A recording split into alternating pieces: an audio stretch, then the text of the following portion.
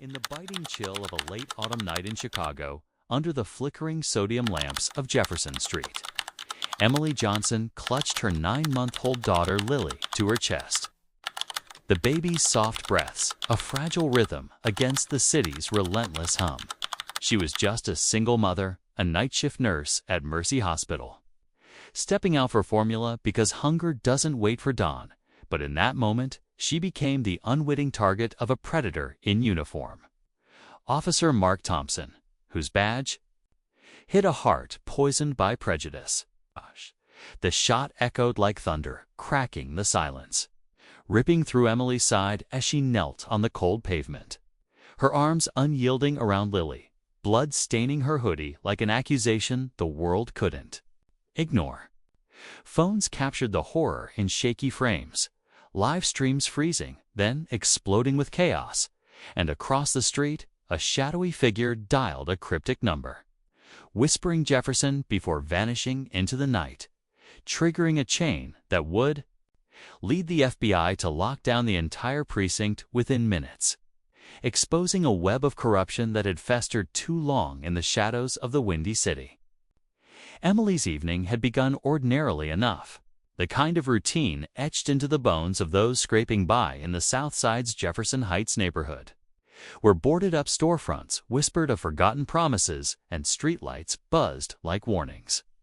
Lily's fussing had escalated into full cries by 8, her tiny fists waving in protest, so Emily bundled her into a fleece carrier, zipped up her gray hoodie against the wind, whipping off Lake Michigan, and headed to the corner bodega with a crumpled 20 in her pocket and keys jingling softly.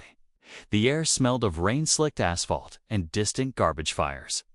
The streets empty save for the occasional car rumbling past, headlights slicing the dark like judgmental eyes. She didn't notice the patrol car at first, its engine purring low as it crept behind her, but when its beams swept over her shadow, stretching it long and distorted, her gut twisted with that familiar dread every black resident in these parts knew too well: the playbook of survival. Move slow, stay visible, comply without question.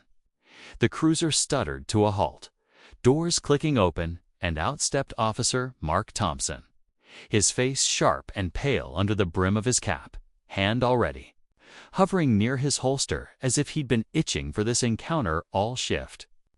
His partner, Officer Tom Riley, emerged more slowly from the passenger side, his lined face and graying temples speaking of years on the force, eyes flicking first to the bundle on Emily's chest, then to her, then to Thompson with a flicker of unease. "Ma'am, stop right there," Thompson barked, his voice laced with an edge that cut deeper than the cold. Emily halted smoothly, turning just enough to show her face, one hand raised palm out while the other cradled Lily's back. "Evening, officers. Can I help you?" Her tone was even practiced, the kind honed from too many stops that could turn deadly on a whim. Thompson's eyes narrowed on the carrier. "Show me your hands, both of them." Emily exhaled slowly. "Ones. On my daughter. She's sleeping. I'm not dropping her." From the shadows of nearby stoops, murmurs rose, neighbors peering out. Phones already recording, a silent vigil born of necessity. "It's a baby, man," someone muttered. "This ain't right." Riley shifted, murmuring low, "Mark, ease up. She's got a kid."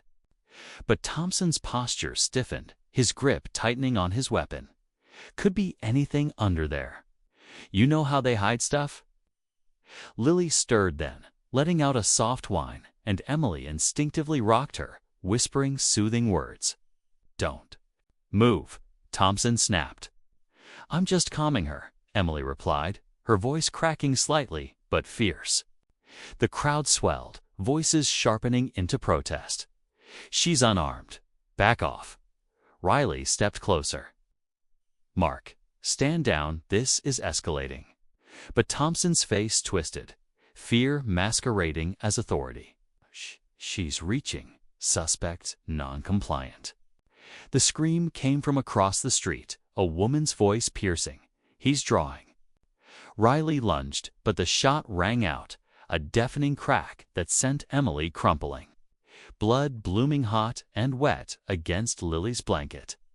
She didn't let go, her body curling protectively as chaos erupted, shouts, sirens wailing in the distance, bystanders rushing forward with scarves and shirts to staunch the wound. Riley wrestled Thompson's arm down. "What the hell, Mark?" She was holding a baby.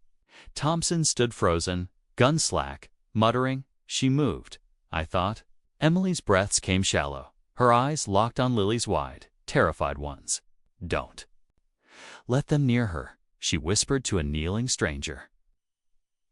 Phones captured it all, clips already uploading, virality igniting like wildfire. Miles away, in a dimly lit Federal Operations Center, a red alert flashed, and Agent Harlan of the FBI's Counter-Corruption Task Force leaned forward, his team mobilizing with practiced efficiency. Back at Mercy Hospital, the trauma wing reeked of bleach and urgency, fluorescent lights humming like a swarm of angry bees. Sarah Johnson stood outside the glass-paneled door to Trauma Room 3. Her tailored blazer hiding clenched fists, her gaze unblinking on her sister Emily, pale under the sheets. Monitors beeping a defiant rhythm against the Reaper. No one here. Knew they were siblings, that was Sarah's design. Her role as a civil rights attorney demanding discretion to avoid cries of bias. She'd flashed a badge from the Midwest Civil Liberties Union, claiming to check on a police shooting victim, and the desk nurse had waved her through with barely a glance.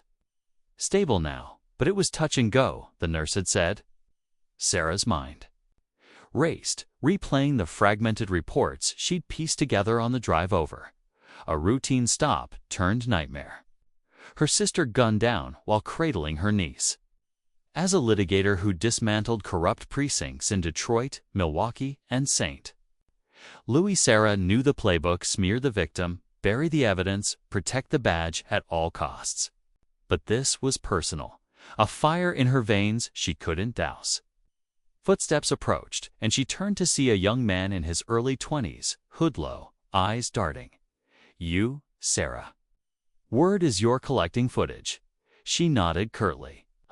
He pulled out his phone, screen glowing with raw video. Emily's composed demeanor, Lily's whimpers, Thompson's aggressive commands, Riley's hesitant intervention, the fatal shot.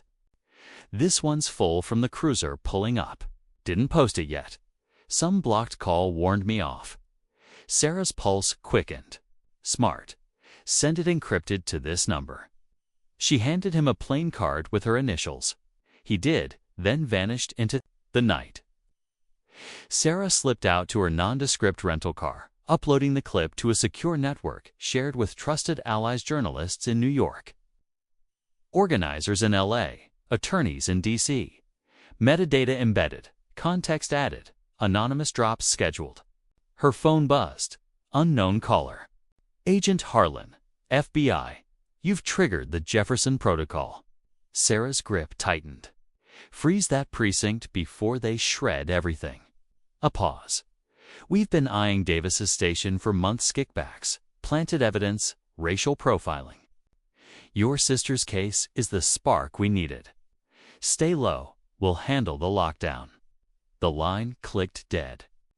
Sarah allowed herself a single, ragged breath, then drove toward the diner where her next contact waited. At the precinct, Captain Robert Davis sat in his dimly lit office. Sleeves rolled up over faded army tattoos, a file splayed before him like a battlefield map. Thompson perched opposite, still in uniform, face ashen, hands knotted. Riley leaned against the wall, arms crossed, silence thick as fog. She reached. Thompson mumbled, "I warned her." Davis tapped his pen. "You'll write. Suspect failed commands. Sudden movement, perceived threat." Thompson nodded weakly. Riley cleared his throat. "Captain, I was there. She didn't reach." It was the baby crying. Davis's eyes hardened. Interpretation, Tom. Videos are partial. We provide context. Riley pushed off the wall. This is fabrication. Davis stood, voice low and lethal. This is survival. Internal affairs looms. We align or sink. He pulled an envelope from a drawer. Reports by Don Clean. As they left, Davis dialed a contact. Pull body cam from car 47. Review, trim inconsistencies. Flag witnesses for follow-up. Unbeknownst to him, FBI vans were already en route, warrants in hand to seal the building. Sarah met her informant in a shadowed parking garage. Luis Ramirez, a rookie barely out of the academy, sweat beading on his brow. I heard the radio chatter before the shot. Davis, priming the narrative, make her non-compliant. Officer feared for life. Sarah's eyes sharpened. Before, that's premeditation. Asterisk Ramirez handed over an SD card, saved the FREC file. Didn't activate my cam, thought I'd stay out. She pocketed it. You're in now. Help unravel it. As dawn crept over the skyline, news alerts buzzed. Chicago. Cop shoots mother holding infant. Video goes viral. Protesters gathered on Jefferson, chants rising. While inside the precinct, doors slammed shut under federal order. Agents swarming like ghosts, locking down servers and files. Emily stirred in her bed, pain a dull roar. Lily safe in a crib nearby. Sarah slipped in, gripping her hand. "We're fighting back," Emily whispered. "Get them, sis." The city held its breath. The lockdown a silent promise that this time the shadows would yield to light. But Sarah knew the real battle was just beginning. Threads of evidence weaving into a noose for the corrupt.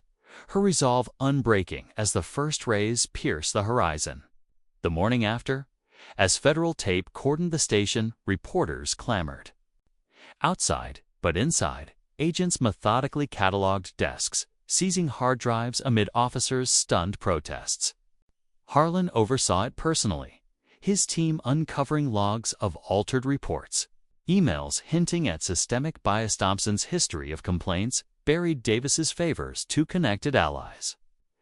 Sarah, meanwhile, cross-referenced the SD card with dispatch.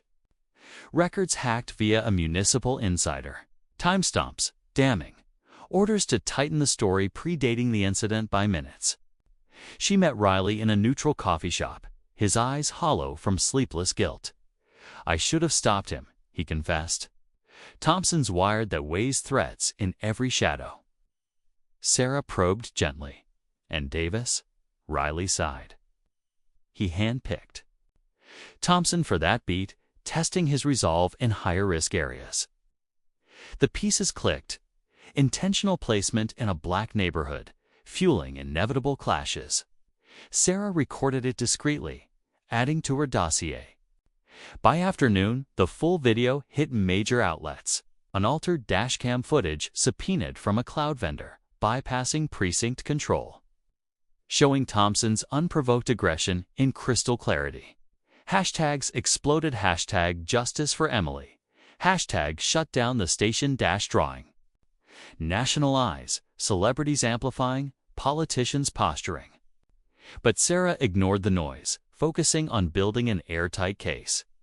Contacting more witnesses, the bodega owner who'd seen the cruiser circle twice before, a neighbor whose ring cam caught audio of Thompson's slurs pre-shot. Each thread strengthened. The web FBI intel feeding her anonymously, whispers of Davis's kickback schemes, ties to local politicians shielding brutality. Emily, recovering slowly, watched from her hospital room as protests swelled. Lily's cries now soothed by family visits. "Will it change anything?" she asked Sarah one evening. "It has to," Sarah replied, though doubt-not systems don't crumble easily. Yet as agents hauled boxes from the precinct, uncovering planted evidence in unrelated cases, hope flickered. Thompson, isolated and holding, cracked under questioning, admitting bias training was ignored. Riley, turning state's evidence, provided internal memos. The lockdown extended. The FBI announced a full audit, and Davis was suspended pending charges. Sarah stood on her apartment balcony that night, Chicago's lights sprawling below, phone buzzing with tips. This wasn't just about Emily, was dismantling a fortress of impunity, brick by brick. And as the wind carried echoes of distant chants, she knew the storm was far from over, but for the first time, the corrupt felt its bite. The investigation deepened over the following days, Sarah coordinating with Harlan via encrypted channels, piecing together a timeline that exposed not just the shooting but a pattern, similar stops in Jefferson Heights, unreported escalations, victims silenced through intimidation. One witness, a teen hood, filmed from his window, relocated under Sarah's arrangement after plainclothes visitors knocked, their threats veiled as advice. Ramirez, protected now, testified preliminarily to agents about overheard locker room talks, jokes laced with racism, bets on takedowns. Riley, wrestling conscience, leaked a union email urging solidarity against outside agitators, further fueling public outrage. Emily's story humanized the statistics. Interviews from her bedside revealing a woman who'd overcome poverty, earned her nursing degree while raising Lily alone, only to be felled by a system rigged against her. Protests evolved into organized demands, body cam reforms, independent oversight, and Davis's resignation. The FBI's net widened, subpoenas hitting City Hall, uncovering donations linking officials to police unions. Sarah, tireless, drafted filings for a civil suit parallel to criminal probes, her team growing with pro bono allies. In quiet moments, she visited Emily, reading to Lily from picture books, vowing a safer world. The precinct, ghost town under. Lockdown symbolized fracture, the blue wall cracking under scrutiny's weight. As weeks blurred, evidence mounted, forensic ballistics confirming unnecessary force. Psych evals on Thompson revealing unchecked aggression. Harlan confided in Sarah. This could topple more than one captain. She nodded, steeling for the fight. Ahead, knowing victory demanded vigilance. The city awakened, pulsed with change's promise. Jefferson Street no longer just a thoroughfare, but a battleground reclaimed. And in that transformation, Emily's pain birthed possibility. Her survival, a beacon against the dark dot in the dim, stuffy confines of the Chicago Police Department's South Side precinct. Captain Robert Davis paced his office like a caged wolf, the fluorescent bulbs overhead casting harsh shadows that deepened the lines on his weathered face. A testament to decades of navigating the thin blue line between duty and deception. The lockdown had hit like a sudden storm, FBI agents swarming the building just as dawn broke, sealing doors and confiscating devices with warrants clutched in gloved hands. But Davis had anticipated turbulence, he always did, having risen through the ranks by outmaneuvering scandals that felled lesser men. His first move, hours before the feds arrived, was to convene a hushed meeting in the basement evidence locker, away from prying eyes and potential bugs, where he gathered his most loyal officers, including Mark Thompson, who sat hunched in a folding chair, his uniform rumpled and eyes bloodshot from a night of futile attempts at sleep. "Listen up," Davis growled, his voice a gravelly whisper that echoed off the metal shelves lined with sealed bags and forgotten files. "This isn't just about one-shots, it's about the department. We stick to the script." The woman was erratic, made a furtive movement, and Thompson reacted to a perceived threat. No deviations. Thompson nodded mechanically, but doubt flickered. In his gaze, the weight of the viral video pressing down like an invisible anvil. Davis wasn't done. He assigned tasks with military precision Sergeant Elena Vargas to visit vocal witnesses from the crowd, framing it as routine follow-ups, but laced with subtle warnings about how cooperation could affect their lives. From traffic tickets to child services inquiries, Vargas, a veteran with her own skeletons, complied without question. slipping out a side door before the lockdown fully clamped down. Her unmarked car blending into the morning traffic as she headed toward the apartment of the teenager Hood captured the clearest footage, ready to lean on him with tales of how misunderstandings could ruin futures. Meanwhile, in a nondescript motel room on the outskirts of the city, Sarah Johnson huddled over her laptop, the screen's glow illuminating her determined features as she decrypted the SD card from Luis Ramirez. The rookie's audio files revealing Davis's preemptive directives and chilling clarity frame it as non-compliance from the jump officer's safety paramount. Her alliance with Ramirez had formed swiftly, born of his whispered confession in that garage. But now it deepened as she coached him via encrypted app on how to feed intel without detection, urging him to photograph internal logs before the feds seized them all. Ramirez, sweating under his uniform in the precinct's chaos, complied covertly, snapping pics of altered timestamps on dispatch records that predated the shooting by crucial minutes, uploading them to a dead drop Sarah had set up on a secure cloud. Tom Riley, grappling with his complicity, reached out to her again, this time from a payphone in a run-down diner. His voice hoarse as he detailed Davis's deeper machinations, not just report tampering, but a network of favors owed to city council members who'd buried previous complaints against Thompson, including a hushed-up excessive force incident from 2 years prior involving a similar stop in a Latino neighborhood. Sarah absorbed it all, cross-referencing with her growing dossier, her mind a whirlwind of strategy as she plotted to turn Riley fully, offering him whistleblower protections through back-channel contacts at the Justice Department. The FBI's activation of the lockdown protocol, codenamed Jefferson Shield, was no accident. Agent Harlan had greenlit it based on Sarah's anonymous tip bundle, which included preliminary video metadata showing tampering attempts, forcing the Bureau to move faster than planned to preserve evidence chains. Harlan's team, clad in tactical vests, methodically swept through the precinct's server room, unplugging drives amid protests from Davis's deputies, one of whom tried to delete a cache of emails only to find the system already frozen by remote overrides. Davis, cornered in his office, feigned cooperation while mentally mapping escape routes for his secrets, dialing a burner phone to alert a fixer in City Hall, instructing them to shred parallel files in municipal archives that linked him to a slush fund used for witness relocation payoffs.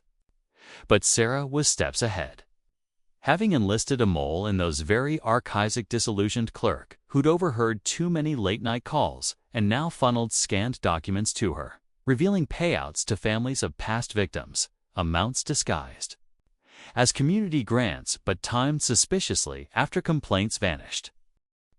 As the day wore on, Vargas's intimidation tour hit snags. The teenager, forewarned by Sarah's network, had already fled to a safe house in Milwaukee, his aunt stonewalling Vargas with a lawyer on speed dial, forcing the sergeant to pivot to less guarded targets like the bodega owner, whom she cornered in his stockroom with veiled threats about health inspections and licenses. The owner, a grizzled immigrant from Puerto Rico, recorded the encounter on a hidden camera Sarah had tipped him to install, turning the tables as the audio captured Vargas's slip. "Captain doesn't like loose ends best if you forget what you saw." Sarah received the file within hours, adding it to her arsenal, her collaboration with Riley intensifying as he smuggled out a flash drive containing dashcam prototypes from the pilot program, footage that auto-syncs to an off-site vendor cloud, bypassing precinct deletions and showing Thompson's cruiser idling suspiciously long before engaging Emily, as if scouting for a pretext. Riley's internal conflict peaked during a clandestine meet in a foggy park at dusk, where he handed over the drive, confessing. Davis groomed Thompson for these beats, said it builds street smarts, but it's code for breaking spirits. Sarah nodded, her empathy tempered by resolve, promising Riley immunity papers she'd drafted with pro bono allies, turning his guilt into fuel for dismantling the web.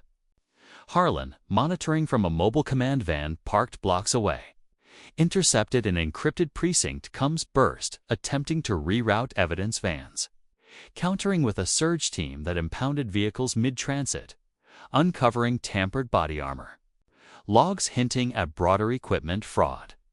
Davis, sensing the noose tightening, resorted to psychological warfare, spreading rumors among his ranks that Riley was the leak, isolating him and prompting anonymous threats to his family. Slashed tire on his wife's car, a brick through their window with a note reading "Traders bleed blue."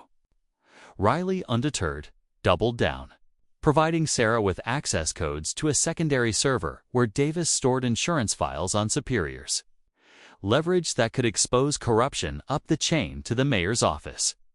Sarah, working tirelessly from shifting safe spots at coffee shop Wi-Fi here, a library terminal there, wove these threads into a comprehensive brief, emailing redacted versions to sympathetic reporters who began leaking drips. Insider claims pre-shooting cover-up plan. In Chicago PD, the public backlash swelled, protests evolving into sit-ins at City Hall, demanding Davis's head, while online forums buzzed with amateur sleuths dissecting the dashcam leaks. Sarah, strategically seated. Ramirez, under increasing scrutiny, feigned loyalty in precinct huddles but slipped Harlan a keycard to the armory, where agents discovered mismatched ammo logs suggesting planted evidence in unrelated cases, broadening the probe into a full-blown racketeering investigation. Vargas, realizing the tide turning, attempted defection, contacting Sarah anonymously with offers of testimony in exchange for protection. But Sarah vetted her carefully, uncovering Vargas's own history of witness tampering in a cold case from 5 years back, using it as leverage to extract unredacted reports on Thompson's training failures. Sessions where he repeatedly flagged for bias, but was promoted anyway under Davis's sign-off. The lockdown's extension, announced via press conference, cited ongoing threats to evidence integrity, buying time for Harlan's forensics team to reconstruct deleted emails tracing Davis's communications with a private security firm hired to shadow witnesses, including attempts to track Emily's hospital room. Sarah thwarted this by coordinating with hospital security, installing a decoy camera, and relocating Emily to a private wing under an alias, all while debriefing her sister on the unfolding revelations. Emily's pain-fueled anger transforming into quiet determination as she sketched notes on inconsistencies in the official narrative from her bed. Riley's breakthrough came during a tense interrogation simulation Sarah ran in a borrowed office, where he role-played his testimony, revealing Davis's ghost patrols, unscheduled shifts designed to inflate overtime while targeting minority areas for harassment quotas. This intel prompted Harlan to subpoena payroll records, uncovering fiscal fraud that looped in union reps, expanding the scandal beyond the shooting to departmental embezzlement. Davis, isolated in his commandeered office under FBI watch, lashed out in private calls to allies, but one such call was intercepted via warrant, capturing his admission. If Riley talks, the whole house of cards falls. Make sure he doesn't. The threat galvanized Sarah to arrange Riley's family extraction to a federal safe house in Indiana, solidifying his commitment as he provided blueprints of the precinct's hidden compartments where Davis stashed off-book gear. Protests outside escalated with creative flautistes projecting the shooting video on building walls, musicians composing anthems sampled from Lily's cries in the footage, drawing international attention and pressuring donors to pull from police foundations. Sarah's network grew, incorporating tech-savvy activists who hacked public databases to cross-reference Thompson stops with racial demographics, producing maps that visualized systemic bias shared virally and cited in growing lawsuits. Harlan, impressed by Sarah's parallel efforts, shared sanitized bureau findings, like voice analysis confirming Davis's audio manipulations, fueling her civil suit preparations. As night fell on the third day of lockdown, Davis attempted a desperate gambit, smuggling a hard drive out via a sympathetic janitor. But Ramirez tipped off, alerted agents who intercepted it en route. The drive containing encrypted videos of coerced confessions from past cases, more ammunition for the unraveling. Sarah, exhausted but unyielding, met with a coalition of civil rights groups in a church basement, pooling resources for a class action expansion, incorporating families from similar incidents under Davis's watch. Riley, from his safe house. Video called in his testimony rehearsal polished, vowing to expose the blue code that silenced good cops. The web tightened, each strand intimidation foiled, evidence preserved. Alliances forge, drawing the corrupt closer to collapse. The city simmering with anticipation as Harlan's team prepared arrest warrants. Sarah's case file swelling too. Indictment tready proportions. Emily, watching news clips from her room, whispered to Lily, "Aunt Sarah's weaving the net, they won't escape." The lockdown, once a containment, became a catalyst, exposing fractures in the foundation of power, setting the stage for reckonings yet to come as whispers of reform echoed through Chicago's windswept streets. But Davis wasn't finished.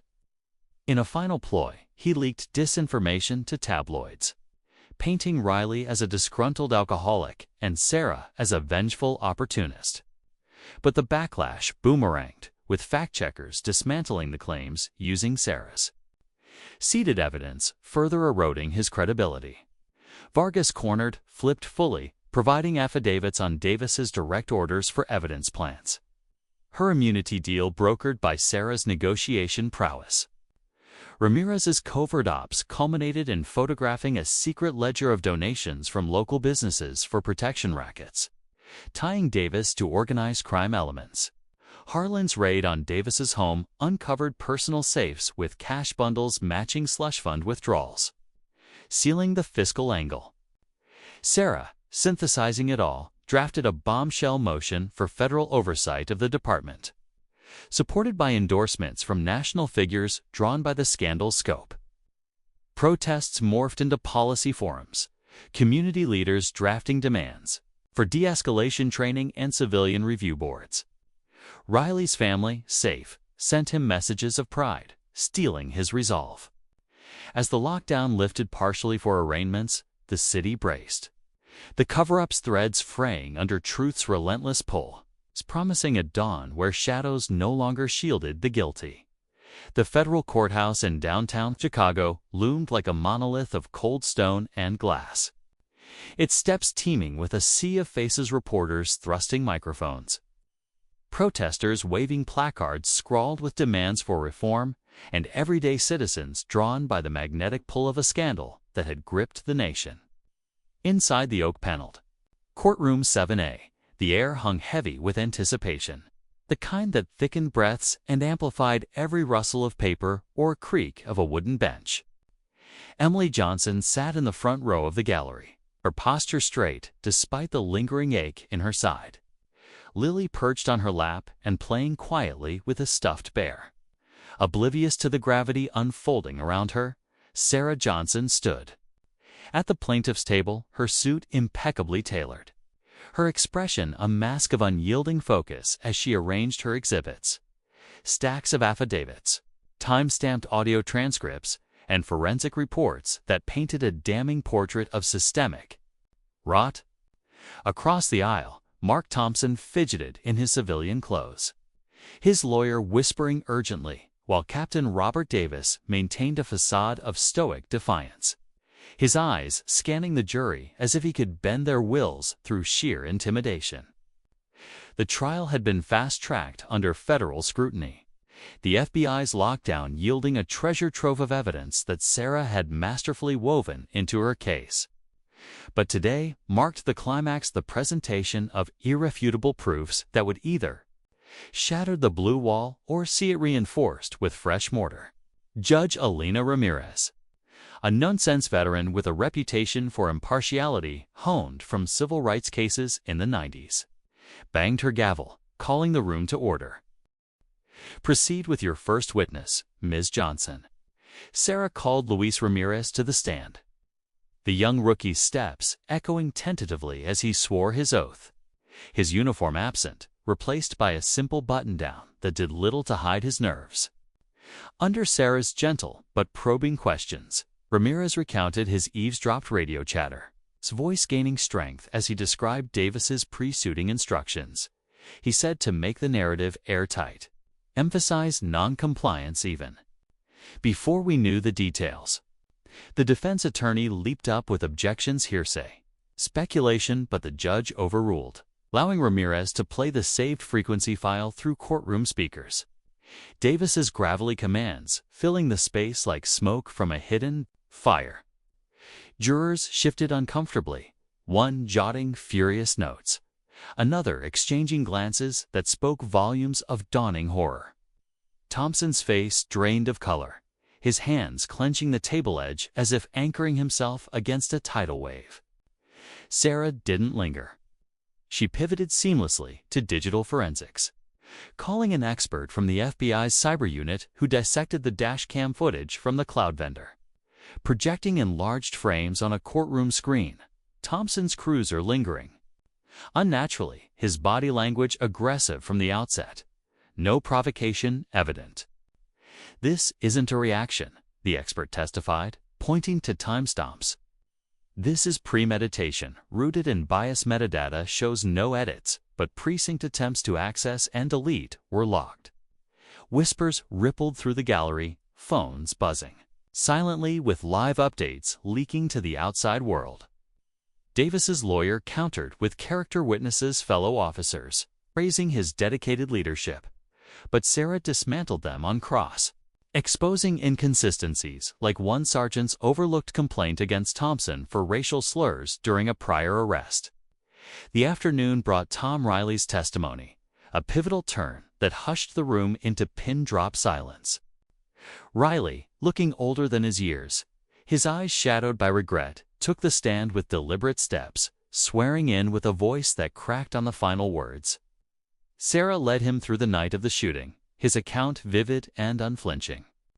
I saw Emily Johnson comply, fully hands visible voice, calm, baby in plain sight. Thompson escalated without cause, his fear turning to fury. Riley paused, glancing at Emily, who met his gaze with quiet strength. I hesitated, and that hesitation cost her peace. But Davis.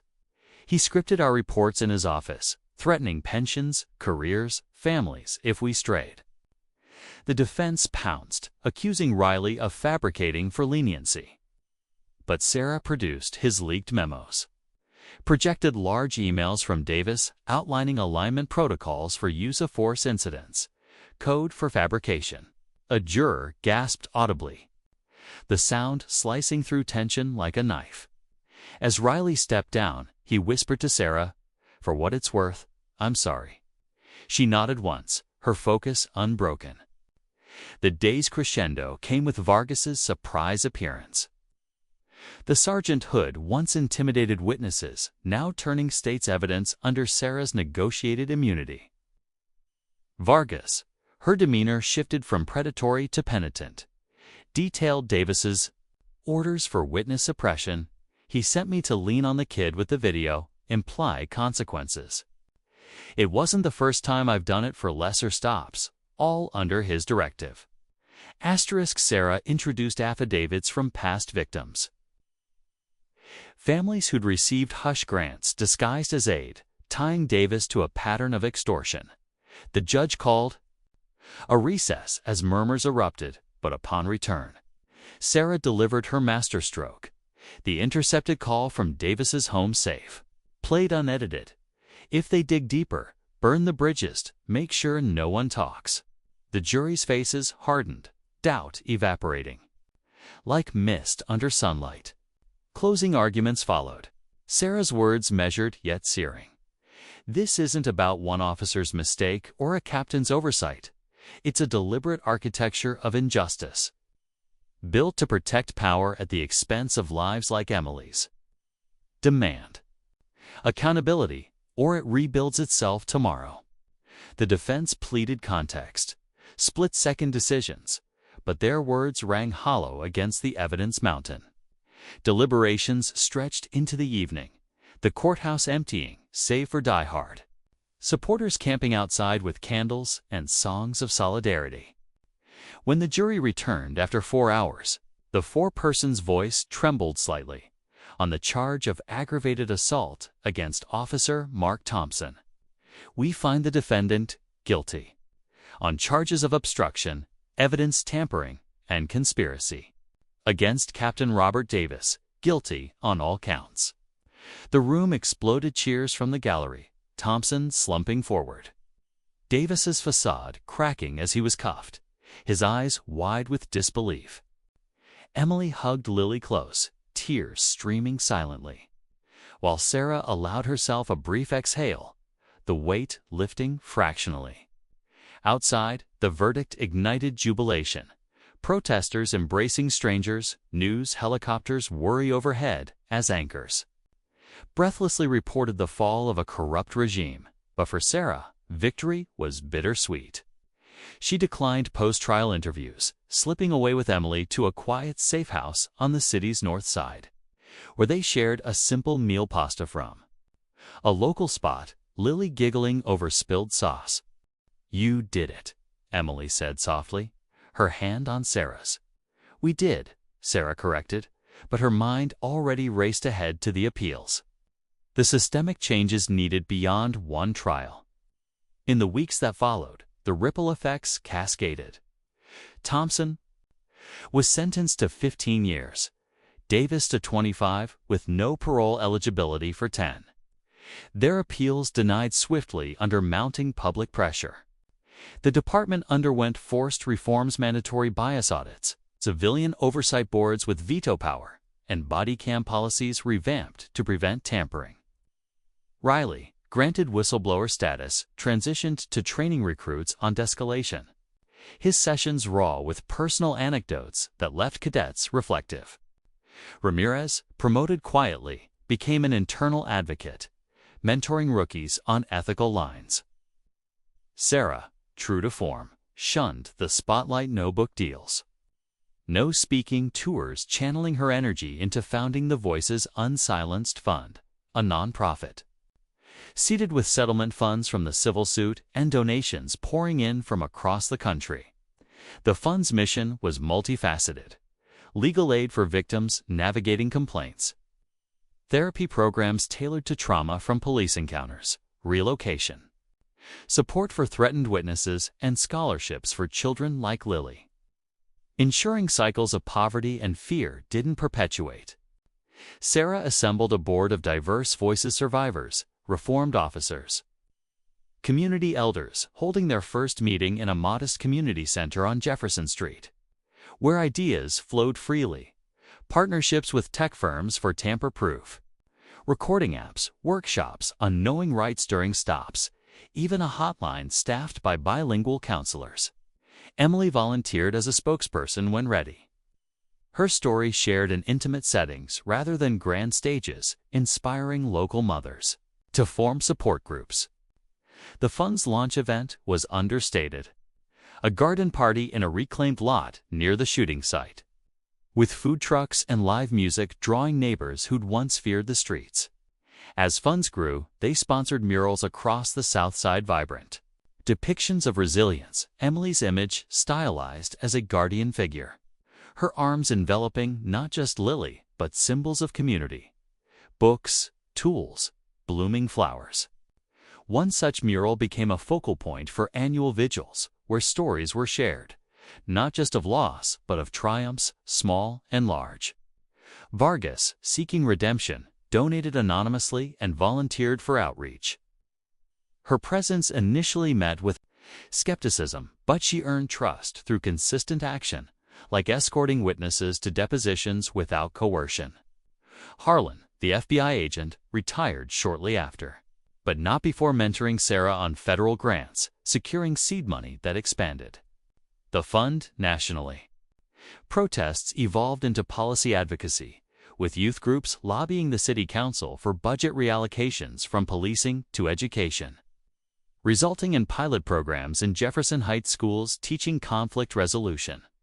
Emily's recovery brought personal milestones, Her return to nursing, specializing in trauma care, where she counseled patients on resilience, drawing from her scar as a badge of survival. Lily, growing bolder, played in parks without flinching at sirens, her laughter a balm for Emily's lingering nightmares. Sarah found solace in quiet advocacy, dating a fellow attorney who understood her drive, their evenings spent debating ethics over wine rather than reliving trials.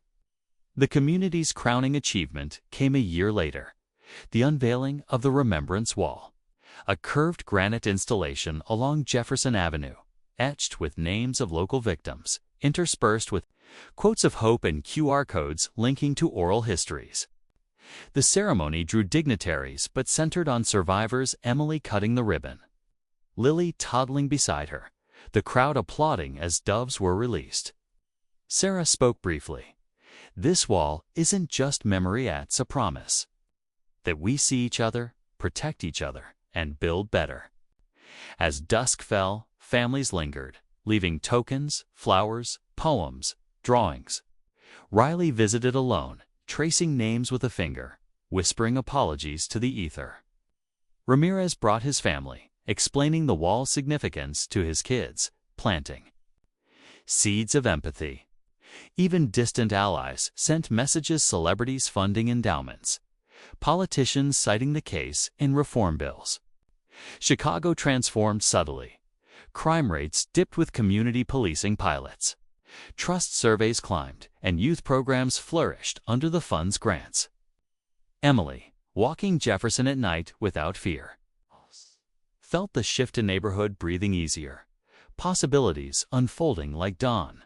Sarah, reflecting from her office overlooking the lake, knew the fight endured. But in this chapter, hope had claimed victory, a beacon against recurring shadows, illuminating paths forward for generations untethered by yesterday's chains. The wall stood sentinel, its engravings glowing under streetlights, a testament that from pain's depths justice could rise, unyielding and bright.